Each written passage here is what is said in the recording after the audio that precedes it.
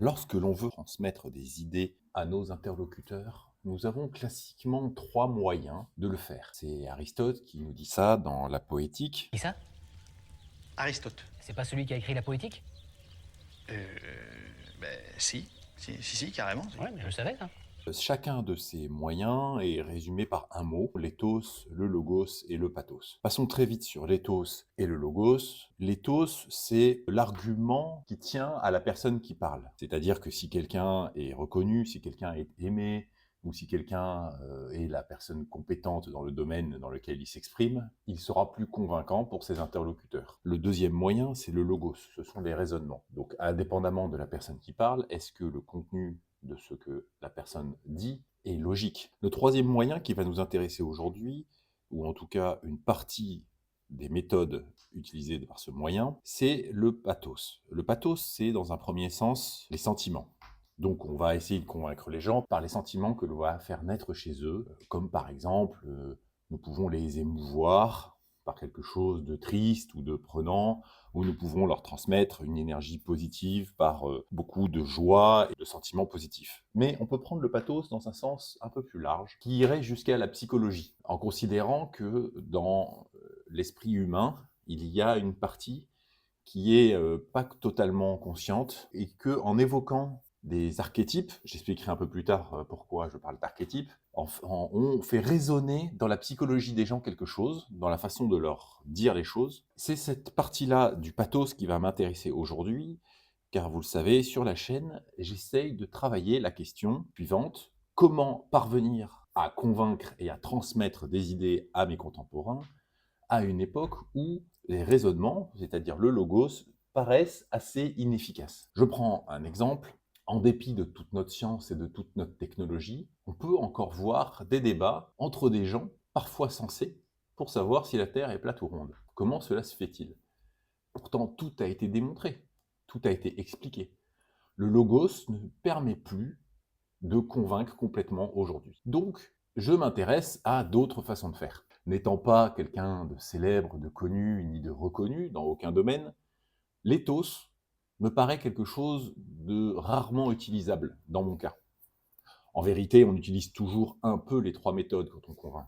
Mais disons que j'essaye de travailler sur ce que je peux améliorer le plus, qui est à ma portée, et qui est aussi probablement un point qui n'est pas assez travaillé. Donc, je m'intéresse énormément à la narration. Comment est-ce qu'on raconte des histoires? Car l'idée est la suivante: si je sais mettre en histoire les choses que je veux dire, il y a moyen d'activer chez mes interlocuteurs des processus psychologiques profonds, presque archaïques, qui sont à même de les mettre dans de bonnes dispositions pour écouter ce que j'ai à leur dire et à éventuellement que je parvienne à les convaincre. Et pour cela, il est nécessaire d'étudier le mémo à l'usage des scénaristes de Christopher Vogler.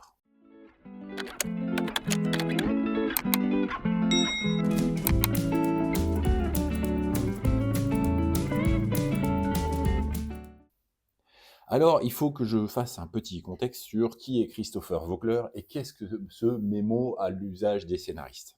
Christopher Vogler est né en 1949 et c'est un analyste ou lecteur pour les studios d'Hollywood. Son métier consiste à recevoir des scénarios ou des scripts pour des films, de les lire et de déterminer s'ils ont un bon potentiel.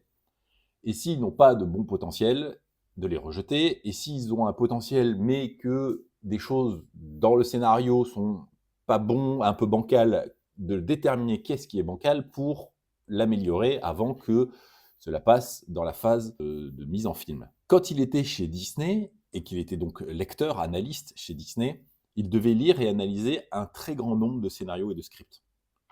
Il se rendait compte qu'il ne pouvait pas suffire à cette tâche. Donc, il a fait ce que toute personne censée fait, c'est-à-dire qu'il a essayé de automatiser son travail, de trouver des moyens d'être plus rapide en déterminant des procédures qui sont un peu répétitives, un peu les mêmes, et qui permettent de ne pas avoir à se poser des questions de manière purement instinctive. Pour faire ça, il a écrit un guide qui s'appelle le guide du scénariste, The Writer's Journey, donc le voyage de l'écrivain. On verra pourquoi c'est le voyage de l'écrivain en anglais. Ce mémo, à l'usage des scénaristes, il va le transférer aux gens avec qui il travaille, qui vont trouver ça particulièrement exceptionnel et qui vont l'envoyer à des amis dans un autre studio en leur disant bah, regarde, tu devrais voir ça. Donc à l'époque, ça se passe par fax, hein, c'est dans les années 90.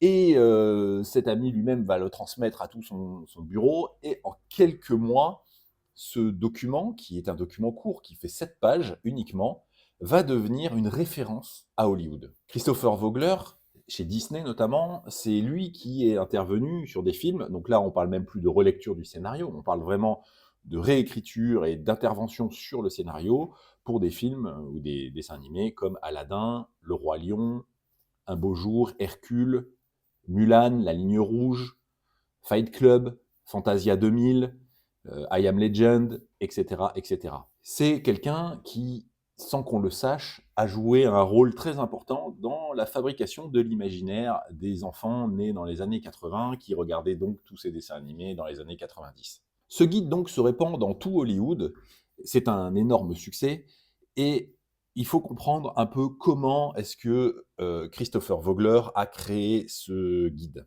Il s'est appuyé sur les travaux de Joseph Campbell.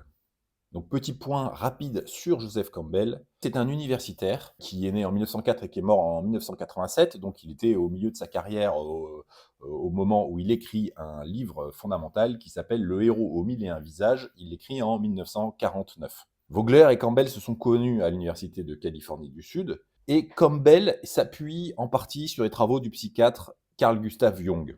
Donc on voit qu'il y a une transmission de savoir et de pensée, de réflexion autour de sujets pas dans les mêmes disciplines, puisque nous avons Jung qui est un psychiatre, Campbell qui est un universitaire spécialisé dans les mythologies, Vogler qui lui est quelqu'un qui est dans l'industrie du cinéma et dans la partie écriture des histoires de cinéma. Néanmoins, ils ont des éléments communs sur lequel ils réfléchissent. Pour revenir à Campbell, Campbell se dit que dans toutes les mythes, dans toutes les histoires, tous les contes, mais aussi dans les rêves, il y a probablement une trame commune. Trame commune, elle s'expliquerait par la psychologie, d'où son appui sur les travaux du psychiatre Carl Gustav Jung, qui dit qu'il y a des archétypes dans la pensée humaine.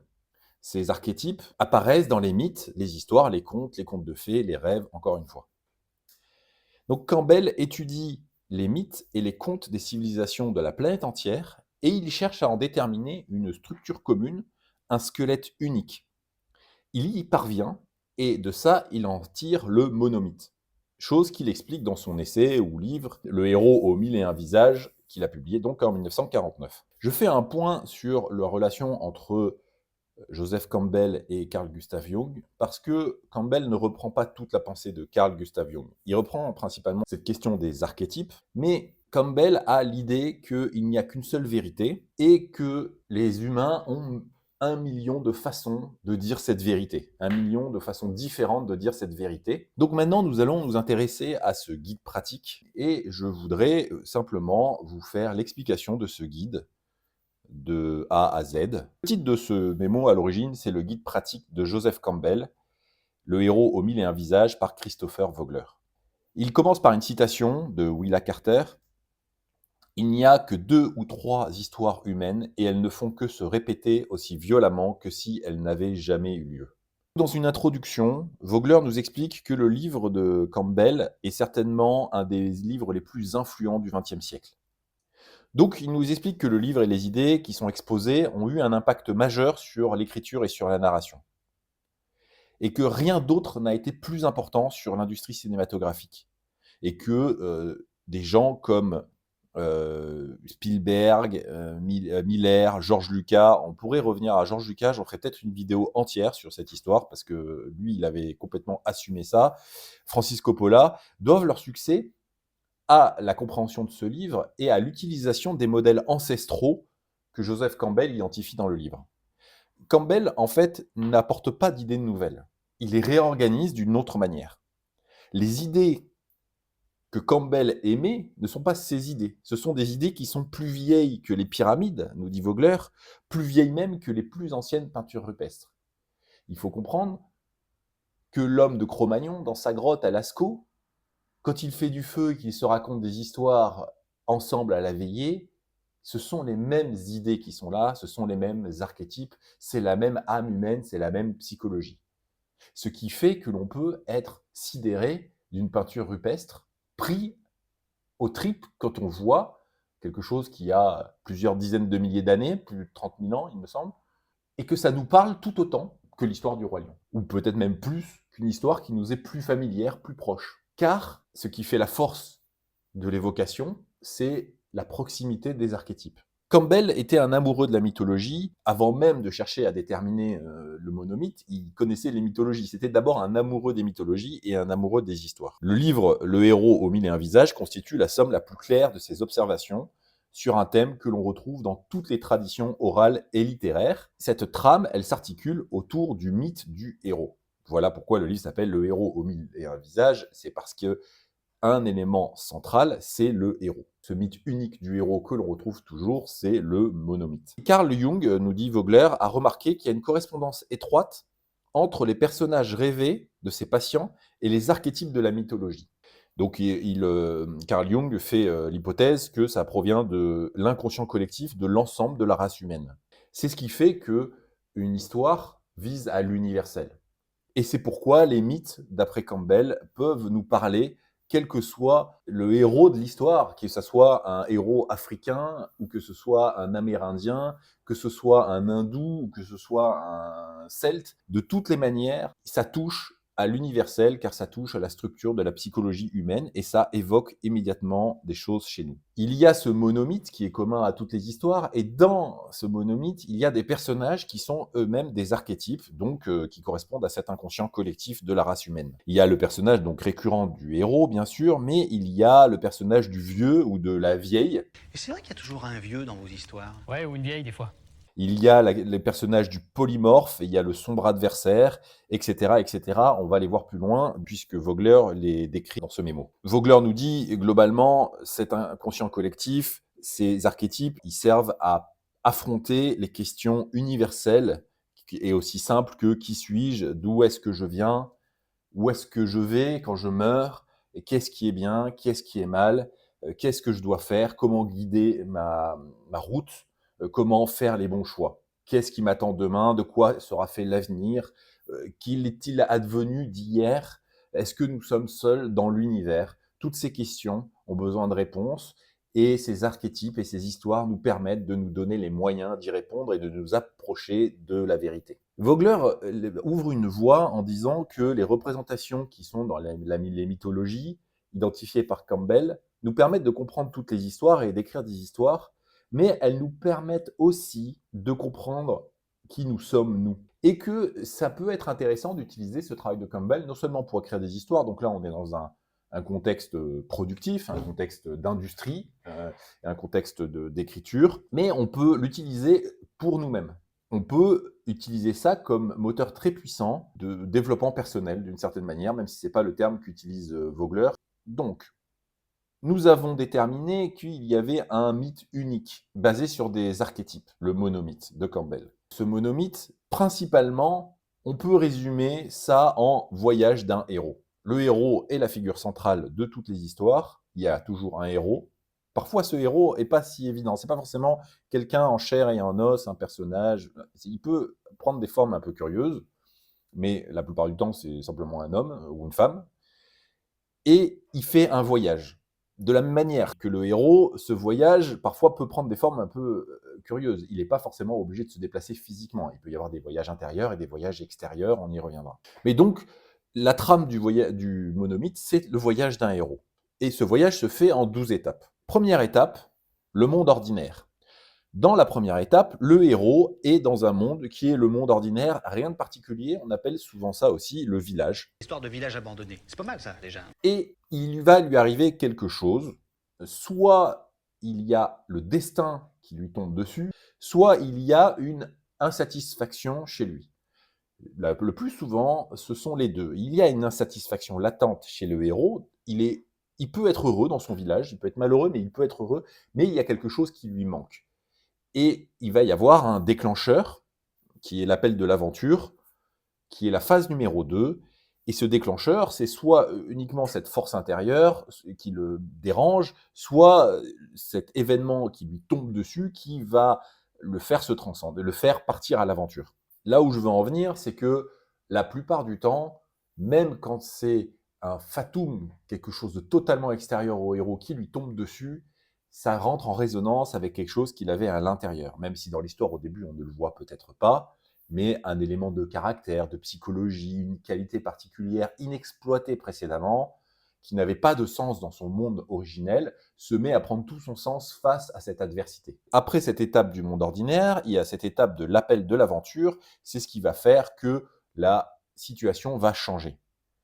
Mais avant que réellement le héros parte à l'aventure, il va refuser cet appel. Le héros soit a peur de l'inconnu, soit des choses le retiennent dans son village, dans son monde, où il essaye de l'esquiver et donc il se détourne dans un premier temps de l'aventure. La plupart du temps, c'est la peur de l'inconnu, c'est le doute, c'est peut-être la morale qui l'empêche de faire ça, l'interdit, le tabou, etc. L'étape numéro 4 consiste à une rencontre avec un mentor. Le héros ou l'héroïne fait la rencontre d'un aventurier expérimenté qu'il n'identifie pas toujours de cette manière-là, et ça, c'est le vieux ou la vieille. Et c'est vrai qu'il y a toujours un vieux dans vos histoires. Ouais, ou une vieille, des fois. Il n'est pas forcément vieux, et elle n'est pas forcément vieille, mais le fait de l'appeler le vieux ou la vieille correspond à un archétype qui parfois prend la forme de quelqu'un de pas beau, donc il n'est pas forcément vieux, mais il est peut-être laid, ou de pauvre, ou en tout cas, il y a quelque chose d'extérieur plus rebutant qui cache le fait que le mentor est en fait quelqu'un de très important, plus important qu'il n'en a l'air. Suite à cette rencontre avec le mentor, le héros passe le premier seuil, c'est-à-dire qu'il va commencer réellement à quitter son monde ordinaire et à rentrer dans un nouveau monde qu'il ne connaît pas. Ce passage du premier seuil marque la fin du premier acte. Oui, parce que le voyage du héros respecte aussi les règles de la poétique d'Aristote, à savoir Qu'un tout est ce qui est constitué d'un début, d'un milieu et d'une fin. C'est pour ça qu'il y a l'histoire des 3 actes. Les 3 actes, c'est des bonnes femmes qui sont mi-taupes, mi-déesses et qui ont forcé les mecs de Bethléem à construire les pyramides. Donc, au début de ce deuxième acte, étape numéro 6, notre héros va rencontrer des tests, des alliés et des ennemis. Ce sont globalement une série d'épreuves dans lesquelles il va y avoir des adversaires, il va devoir faire ses preuves, donc les tests, et il va aussi rencontrer des gens qui vont l'aider. Il va nouer des alliances, il va défaire des alliances, il va vivre de l'affrontement. Étape numéro 7, l'approche. Le héros et ses nouveaux alliés se préparent pour un défi qui est le défi principal dans ce nouveau monde, ce monde extraordinaire, en opposition avec le monde ordinaire du début, ce village, il est dans le monde extraordinaire. Et donc, il se prépare à un défi qui est un défi principal, qui est l'arrivée dans un jeu vidéo vers le boss final. Et cette étape peut paraître un petit peu curieuse, mais elle est extrêmement importante et elle n'est pas toujours très facile à identifier dans les histoires, mais elle est la plupart du temps en vérité existante, même de manière ténue. Il y a besoin d'une étape où on sent qu'on est en train d'arriver au cœur de l'aventure. Ce cœur du second acte, c'est l'étape numéro 8, qui est l'épreuve suprême, le boss final. C'est vers le milieu de l'histoire que le héros entre dans un lieu important du monde extraordinaire. Le monde extraordinaire lui-même, il n'est pas monolithique. Il y a plusieurs choses et il y a un cœur de ce monde et dans lequel il va affronter la mort et dans lequel il va faire face à ses plus grandes peurs. Et il va se passer quelque chose face à l'affrontement de cette mort qui va être une nouvelle vie. Parfois, cette épreuve suprême, c'est littéralement la mort. Et cette nouvelle vie, c'est la résurrection. L'étape numéro 9, après avoir affronté cette épreuve et avoir vaincu, c'est la récompense. Le héros prend possession d'un trésor qu'il a gagné en affrontant la mort. Il y a une célébration de la victoire, mais tout danger n'est pas écarté et cette récompense peut encore être perdue. On passe à l'étape numéro 10, qui est le chemin du retour, qui correspond à peu près aux 3/4 de l'histoire, mais ça, ce sont des guides que nous donne Christopher Vogler. En vérité, on peut totalement déséquilibrer une histoire avec certains critères. Et on peut avoir des actes 1 beaucoup plus importants, ou alors que l'acte 2 soit plus important. Vous avez des films, par exemple, dans lesquels vous rentrez dans l'action très très très vite. Il n'y a quasiment pas d'acte 1, où l'acte 1 va être un espèce de retour en arrière. Il va y avoir un flashback qui va permettre de présenter l'acte 1, mais après que l'action ait commencé. Donc l'acte 1 va être tout petit, etc. etc. Il y a inversement des actes 3 très longs. C'est relativement long, je trouve, dans Le Seigneur des Anneaux, par exemple. L'acte 3 prend beaucoup plus de place que... on a l'impression d'un épilogue qui finit jamais. Hein. Donc, étape numéro 10, aux 3/4 de l'histoire, c'est le chemin du retour. Le héros, qui est poussé à achever son voyage, doit quitter maintenant le monde extraordinaire et ramener cette récompense, ce trésor, chez lui. En général, il y a quand même un sentiment d'urgence là-dedans, mais c'est un chemin de retour vers le village d'origine. Étape numéro 11, la résurrection. À ce moment clé, le héros est encore mis à l'épreuve et il est encore purifié par un autre sacrifice. Ça correspond, cette étape de résurrection, aussi à une étape où le héros a le sentiment qu'il ne va pas parvenir à transmettre les résultats de son expérience à son monde d'origine. Il doit accepter une certaine incapacité, incommunicabilité de ce qu'il a vécu. Mais une certaine manière seulement. Donc dans un premier temps, il va commencer à se dire qu'en fait, il ne pourra jamais être compris. Puis, au bout d'un moment, il va se purifier de ça et il va comprendre qu'il peut amener doucement les autres vers la même chose, sans les forcer, mais les amener sur la voie qui y mène. Grâce à ce phénomène, les tensions et les polarités qui étaient en conflit au début de l'histoire, soit intérieurement, soit extérieurement, dans le monde du héros, s'apaisent. Elles s'accordent, ces polarités sont détruites. Et dernière étape, le héros rentre chez lui avec l'élixir, ou alors il recommence un voyage en portant avec lui ce qu'il a appris de son premier voyage. Donc c'est un cycle, hein, le voyage du héros. Donc si on fait un cercle pour ce premier cycle de ce premier voyage, à la fin du cercle, ça peut peut-être ne pas totalement se refermer et repartir vers un autre cercle et finir en spirale qui tout le temps s'alimente. D'accord ? Évidemment, c'est une trame, mais cette trame, elle peut être une petite histoire, dans une histoire qui elle-même a cette trame, dans une plus grande histoire qui elle-même a cette trame. Typiquement, dans Star Wars, il y a la trame globale de Star Wars qui respecte ça, c'est qui respecte cet arc de l'épisode 1 à l'épisode 6. Mais si on prend uniquement l'épisode 4, en lui-même, l'épisode 4 respecte cette trame. Ça donne cette espèce de phénomène de rebondissement. On parle de rebondissement d'une nouvelle histoire qui se recrée. Et puis, ça donne même plus de souffle épique, puisque même quand l'histoire est finie, même quand il y a un soulagement, alors, de soulagement du retour avec l'élixir, et bien alors ça peut rebondir et on repart encore dans une histoire qui est une nouvelle dimension, une dimension plus grande. Maintenant que nous avons vu les grandes lignes du voyage de ce héros, nous pouvons voir les étapes du voyage vraiment point par point, de manière un petit peu plus détaillée. Donc je suis toujours la trame du mémo du scénariste de Christopher Vogler. Je fais un petit aparté à partir de ce moment-là, mais je respecte le schéma que nous fournit Vogler dans son mémo. L'acte 2, donc, qui va de le passage du premier seuil jusqu'au chemin du retour, lui-même peut être divisé en deux parties. Il y a une partie descente et il y a une partie remontée. Il y a une partie qui va vers la mort et une partie qui remonte vers la résurrection, que Vogler appelle la descente et l'initiation. Donc, nous pouvons considérer que si nous avons une deuxième partie assez conséquente, et normalement ça reste quand même le cœur de l'histoire, donc la plupart du temps c'est ce qui est le plus conséquent, cette deuxième partie peut être divisée elle-même en deux. C'est très intéressant quand on sait qu'Alexandre Astier a été profondément influencé par Vogler au point que c'est lui qui parraine les cours de Vogler quand il vient en France et qu'il le fait venir à Lyon, puisque quand Alexandre Astier a voulu se former avec Vogler, il a dû aller à l'étranger, en Angleterre, je crois, pour suivre ses cours en anglais. Donc c'est très intéressant, je disais, que quand on sait ça de Alexandre Astier, on comprend pourquoi son acte 2 de sa trilogie de films Kaamelott va être divisé en deux films. Donc voyons maintenant les étapes du voyage du héros. C'est les mêmes étapes qu'on avait déjà vues, mais on les voit de manière un peu plus approfondie. Premièrement, le héros ou l'héroïne est présenté dans son monde ordinaire. Dans la plupart des histoires, on nous emmène dans un lieu extraordinaire pour nous ou extraordinaire pour le héros, la plupart du temps extraordinaire pour les deux. Mais pour montrer que ce monde est extraordinaire, il faut montrer quel est l'ordinaire du héros. Donc il prend l'exemple du poisson hors de l'eau. Si on veut montrer l'histoire d'un poisson hors de l'eau, il faut d'abord montrer le poisson quand il est dans l'eau, faire un contraste avec quand il est hors de l'eau. Chez Christopher Vogler, un point toujours très important, c'est le contraste. Il insiste régulièrement sur le fait que une histoire, elle naît d'un antagonisme, d'un contraste, de choses qui ne sont pas accordées. Et c'est justement l'histoire de ces deux choses pas accordées qui finissent par se raccorder, qui fait un élément narratif important de l'histoire. Il nous prend l'exemple de Witness, le film Witness, dans lequel on voit un enfant amish et un policier dans leur univers ordinaire, avant qu'ils ne soient plongés dans des univers qui leur sont étrangers. L'enfant de la campagne va dans la ville et le policier de la ville va dans une campagne peu familière. Le rat des villes, le rat des champs. C'est la même chose, c'est la même histoire.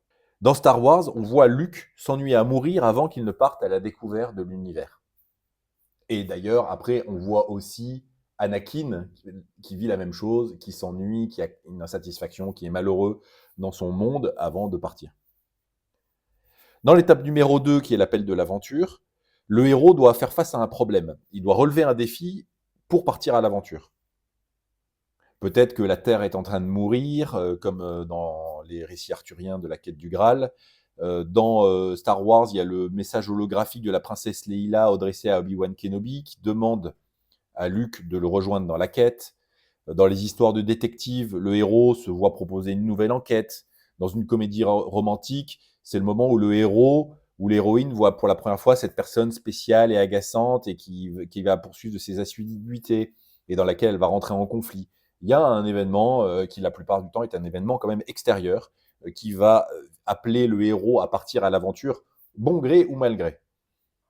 Et d'ailleurs, le héros a toujours un moment de réticence. Donc l'étape numéro 3, il refuse l'appel, il recule. C'est le moment quand Luke, dans Star Wars, refuse l'appel d'Obi-Wan Kenobi et retourne dans la ferme de sa tante et de son oncle pour découvrir qu'ils ont été réduits en cendres par les ennemis.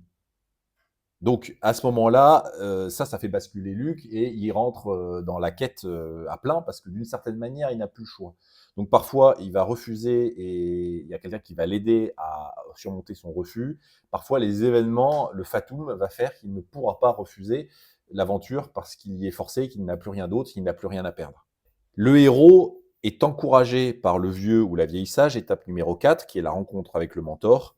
Et donc, à ce moment de la réticence, à ce moment du refus de l'appel, il y a un personnage qui sera le mentor du héros. Donc, une grande image du mentor, évidemment, c'est Merlin ou c'est Obi-Wan Kenobi. Dans Les Dents de la Mer, c'est le personnage de Robert Shaw, qui connaît tout des requins. Mais le mentor, il peut accompagner le héros que jusqu'à un certain point. Il est quelqu'un qui lui permet de franchir le seuil, mais la plupart du temps, il ne franchit pas complètement le seuil totalement avec lui. Le mentor a une connaissance que le héros n'a pas et il l'amène sur le chemin pour aller vers cette connaissance.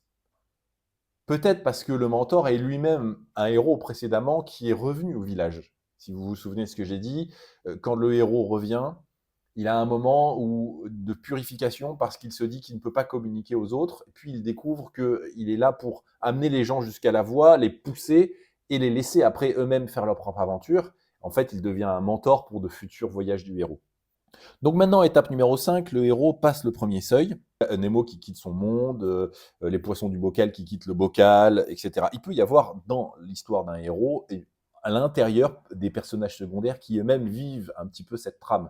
Et plus, en fait, comme je le disais tout à l'heure, on a dans l'histoire qui se passe des petites histoires qui elles-mêmes respectent la trame même en très très très synthétique, et que cette histoire globale elle-même est intégrée dans plusieurs histoires qui se cumulent et qui elle-même fait une grande histoire, qui elle-même se prend compte dans la galaxie, ça fait des mises en perspective, des mises en abîme, qui donnent énormément d'épaisseur. Et plus le squelette de Campbell est habillé et revêtu, si le squelette est le bon, plus on le revêt, mieux c'est. Il portera toute l'histoire. Il n'y aura pas d'erreur réellement possible, puisque la trame est la bonne, puisque tout est portant. Donc revenons à notre héros qui passe le premier seuil. Il rentre pour la première fois dans le monde extraordinaire. C'est le ballon qui s'envole, l'histoire d'amour qui débute, le vaisseau spatial qui est mis à feu, le train qui démarre, etc. Dans l'étape numéro 6, on s'en souvient, le héros fait face à des épreuves. Donc, ces épreuves et des rencontres, ce sont les tests, les alliés et les ennemis. Ces tests, ces alliés, ces ennemis font partie aussi de sa formation. Donc, quand le héros rentre dans ce nouveau monde, il y a une partie de formation. Dans Star Wars, l'alliance avec Han Solo se noue à la Cantina, qui est également le lieu du début de l'inimitié avec Jabba the Hutt. Donc on voit que parfois c'est dans le même temps qu'il y a des alliances et des inimitiés qui se nouent. Dans de nombreux westerns, c'est au saloon. Il n'y a même pas besoin de penser à un film spécifique. On l'a vécu 1000 fois dans des westerns spaghetti comme dans des westerns plus noirs. Le héros rentre et là, il y a immédiatement les regards qui s'échangent, la danseuse de French Cancan qui jette un regard au héros, on voit qu'elle est hostile ou qu'elle est favorable, ou qu'ils ont déjà eu des relations par le passé, le méchant qui va commencer à s'approcher, les gens se testent, c'est le cœur de tests alliés et ennemis, et c'est là où le héros commence à faire ses preuves.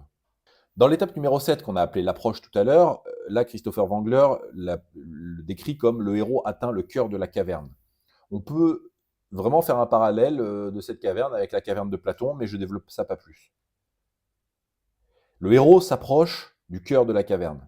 Il arrive dans un lieu dangereux qui est enfoui sous la surface, souvent, dans lequel il y a un objet qui est caché. Dans l'épopée arthurienne, c'est la chapelle périlleuse, qui est le lieu secret où le chevalier trouve le Graal. Dans de nombreux mythes, il y a la descente aux enfers, en enfer, pour aller chercher l'être aimé, comme Orphée, il me semble. Il y a le labyrinthe du Minotaure pour Thésée. Dans Star Wars, il y a Luke et ses compagnons qui sont aspirés par l'étoile de la mort. Rien que le nom, il n'est pas là par hasard. George Lucas a totalement assumé de construire une histoire sur la trame de Campbell. Parfois, c'est simplement le héros ou l'héroïne qui rentre dans son intérieur et qui va affronter ses peurs et ses démons intérieurs. C'est aussi dans Star Wars, on le voit quand Luke est sur la planète de Yoda et que Yoda le fait aller descendre pour combattre dans un endroit où il dit le mal habite. Il trouve Dark Vador, il le combat, il le décapite, et quand la tête tombe, c'est sa tête à lui. Voilà l'image du héros qui là va rentrer dans la caverne, il rentre dans un endroit sombre, et en fait il croit, là dans cette histoire-là, il croit affronter un ennemi extérieur, et en fait c'est son ennemi intérieur qu'il doit combattre. Étape numéro 8, l'épreuve suprême du héros, c'est le moment où le héros touche le fond. Donc ça, c'est une phase qui est la meilleure phase pour le héros, mais le héros ne le sait pas. Il vit son combat ultime. Dans toutes les scènes de combat hollywoodiennes, c'est le moment du combat où le héros est en train de se faire battre et il est au fond du trou et il est proche de la mort ou proche du chaos. Donc nous, le public, face à ça, on est à l'extérieur de la grotte et on attend la victoire du héros. Et c'est un moment difficile. Dans le film E.T., il y a le moment où E.T. est mort sur la table d'opération. Donc dans toute histoire, il y a un moment critique.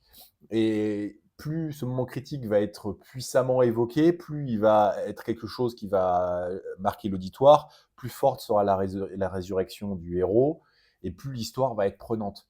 C'était le but de Tolkien, il l'a explicitement dit et écrit, de faire vivre l'enfer au lecteur, faire vivre vraiment la noirceur, la pesanteur que presque le livre soit dur à lire. Et quand on a lu le livre, on sait quand Frodon et Sam Gamgee sont dans le Mordor, à quel point on n'en peut plus, on a envie que ça se termine. Et il voulait renforcer ce sentiment-là au maximum pour faire comprendre aux gens quel était le sentiment de la résurrection et du salut, dans une vision catholique. Une des ressources principales de la magie du mythe du héros, nous dit Christopher Vogler, de ce passage par la mort et de revenir à la vie. Et c'est là où nous nous identifions au héros.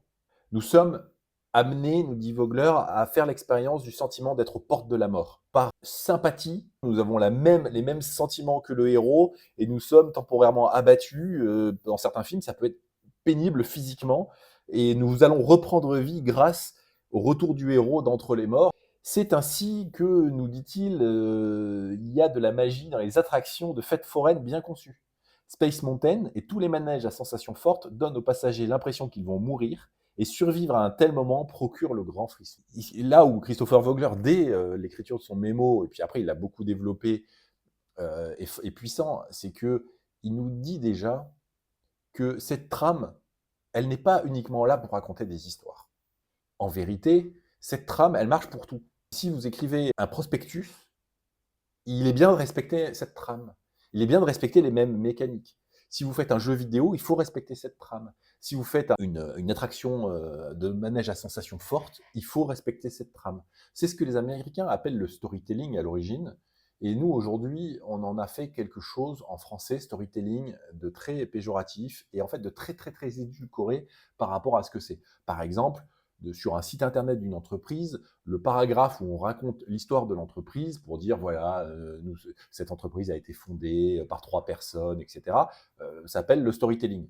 Et c'est souvent un peu standard, assez bas de plafond, assez plat, et on en fait, oui, c'est un storytelling. Bon, c'est quand même beaucoup plus que ça. Si on voit les choses sous cet angle-là, en fait, ChatGPT peut vous écrire vos storytelling. C'est pas la peine d'aller beaucoup plus loin. En revanche, si effectivement, on peut créer une mythologie, un récit d'une entreprise, mais pas uniquement dans un petit paragraphe sur un site internet. Ça peut être une réalité dans l'entreprise. Et ce storytelling n'est pas nécessairement un mensonge. C'est aujourd'hui beaucoup vécu, à mon sens, c'est beaucoup plus que raconter des carabistouilles. C'est dire la vérité. Donc je reviens au fait que Campbell pensait qu'il n'y avait qu'une seule vérité. Mais c'est dire la vérité d'une façon détournée. J'en reviens à ma question de logos et de pathos. C'est dire la vérité en appuyant sur des mécanismes psychologiques. Alors évidemment, on peut appuyer sur des mécanismes psychologiques pour manipuler les gens et leur raconter des carabistouilles, c'est vrai. Mais ça n'est pas la faute de ce mécanisme. C'est la faute de l'intention de la personne qui utilise ce mécanisme. Et on peut très bien aussi mentir aux gens à travers des raisonnements, à travers le logos. C'est le principe du sophiste. Le sophiste va t'embarquer dans un raisonnement qui, d'étape en étape, va te paraître être un bon raisonnement, sauf que le raisonnement global est faussé. Et tu te seras fait berner. Donc on peut toujours mentir avec l'éthos, le pathos et le logos. Et avec raconter des histoires, on peut dire la vérité. Et le but de ces histoires, ce sont de bonnes histoires quand elles disent la vérité, parce qu'elles portent à l'universel, donc quelque chose qui est commun à toute l'humanité. Si une histoire est faite pour mentir aux gens et pour les induire dans la fausseté, alors ça n'est pas une bonne histoire. Ça, c'est moi qui le dis, ça n'est pas Vogler. Mais j'ai l'orgueil de penser qu'il ne serait pas en désaccord avec moi. Revenons donc à notre déroulé de l'histoire de ce héros. Nous sommes à l'étape numéro 9 et nous sommes dans la phase 2, donc l'initiation de l'acte 2. Le héros s'empare de l'épée. Donc l'épée, c'est le symbole de la récompense. C'est un archétype également. Après avoir surmonté la mort, vaincu le dragon, terrassé le minotaure, le héros s'empare d'un trésor qu'il est venu chercher. Donc, parfois, ça peut être une arme spéciale, une arme magique. On pense à toutes les armes des histoires, le sabre laser, Excalibur. Vous voyez que quand Lucas crée le sabre laser, il utilise quelque chose qui a un sens très fort. Et puis, Luke récupère le sabre laser de son père, que le mentor Obi-Wan Kenobi lui donne. Et il reprend des archétypes. Il balance dans un contexte complètement différent les mêmes histoires, les histoires d'épée. Cette épée, cette récompense, ça peut être aussi un dilemme, un conflit avec son père ou avec sa némésis. Dans le Retour du Jedi, encore une fois, Luke vit les deux en même temps, en découvrant que Dark Vador mourant est son père, mais en fait, son père n'est pas un si mauvais homme au total. Le héros peut aussi se réconcilier avec une femme. Et souvent, la femme peut être le trésor du héros, ou inversement, l'homme peut être le trésor de l'héroïne. C'est ce qu'il est venu chercher, ce qu'il est venu sauver. Il y a souvent, nous dit Vogler, à ce moment-là, un mariage dans l'histoire. Mais l'histoire n'est pas finie, mais il y a un mariage à ce moment-là. Parfois, la récompense peut être aussi une meilleure compréhension de quelque chose. Par exemple, un homme a une meilleure compréhension des femmes suite à cette épreuve. Ça, c'est un thème récurrent dans les films américains. Mais le héros, étape numéro 10, n'est pas encore sorti d'affaire. Et là, on va rentrer bientôt dans l'acte 3. Donc, la division des actes, il faut être assez flexible avec ça. Donc, l'étape numéro 10, on peut considérer que c'est la fin de l'acte 2 ou le début de l'acte 3. Donc, étape numéro 10, le héros, il n'est pas encore sorti d'affaire. Pour autant, il a sa récompense. Et il peut y avoir de très bonnes scènes, nous dit Vogler à ce moment-là, notamment des scènes de poursuite. Il est poursuivi par les forces vengeresses à qui il a volé sa récompense, son élixir. Et c'est dans Star Wars la poursuite quand il fuit l'étoile de la mort avec la princesse Leila et les plans qui permettront de vaincre Dark Vador. Dans E.T., c'est la bicyclette qui s'envole sous la lune lorsque Elliot et E.T. fuient Keith. Je ne sais pas comment on dit le nom du personnage. Nous entrons en plein dans l'acte 3 avec l'étape numéro 11 qui est la résurrection.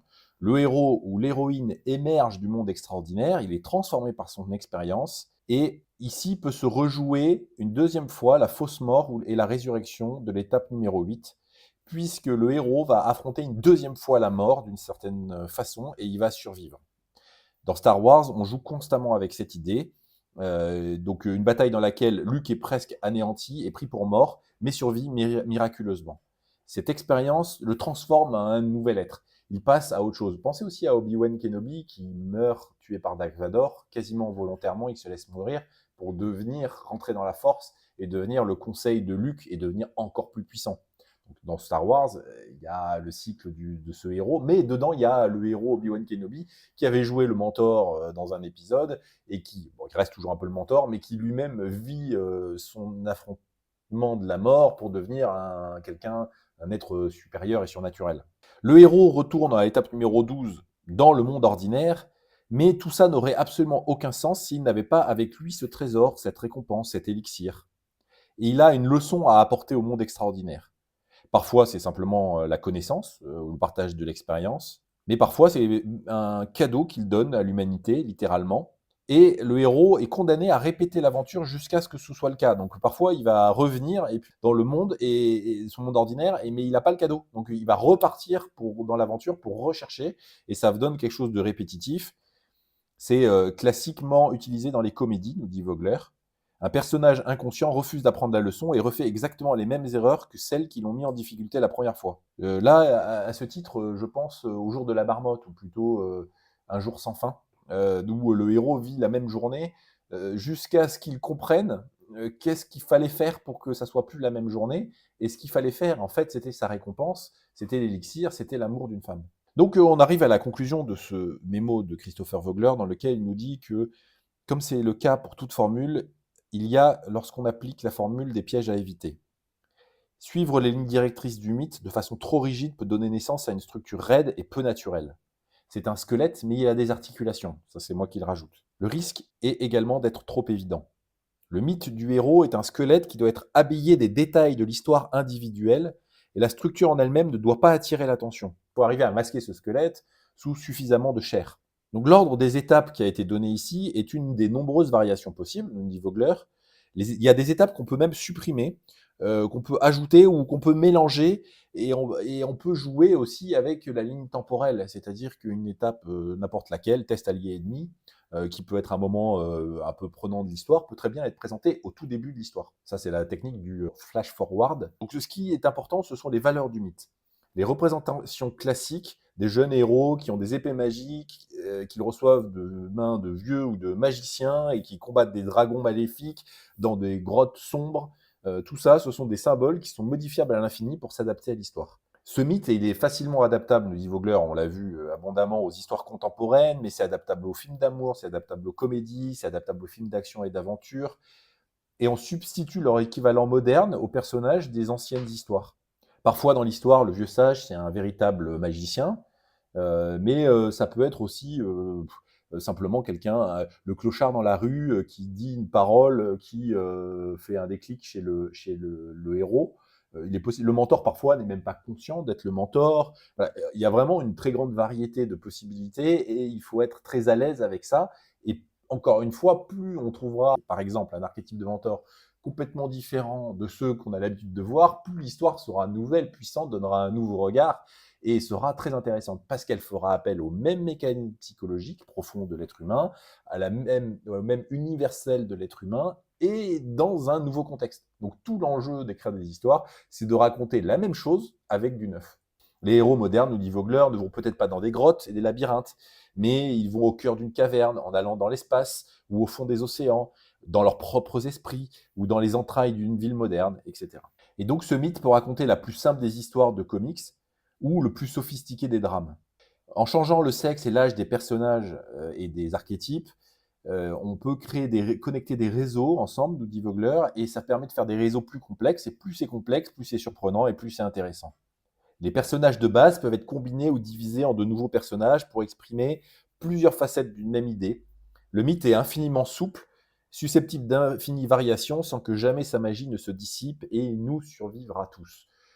Ce qui est intéressant, c'est que Vogler commence en nous disant que les idées de Campbell sont plus vieilles que les grottes de Lascaux. Enfin, il ne dit pas les grottes de Lascaux, mais que les peintures rupestres. Et il finit en nous disant que après notre mort, ce mythe continuera à exister. Voilà, j'espère que cette vidéo vous aura intéressé et appris des choses. N'hésitez pas à le dire en commentaire.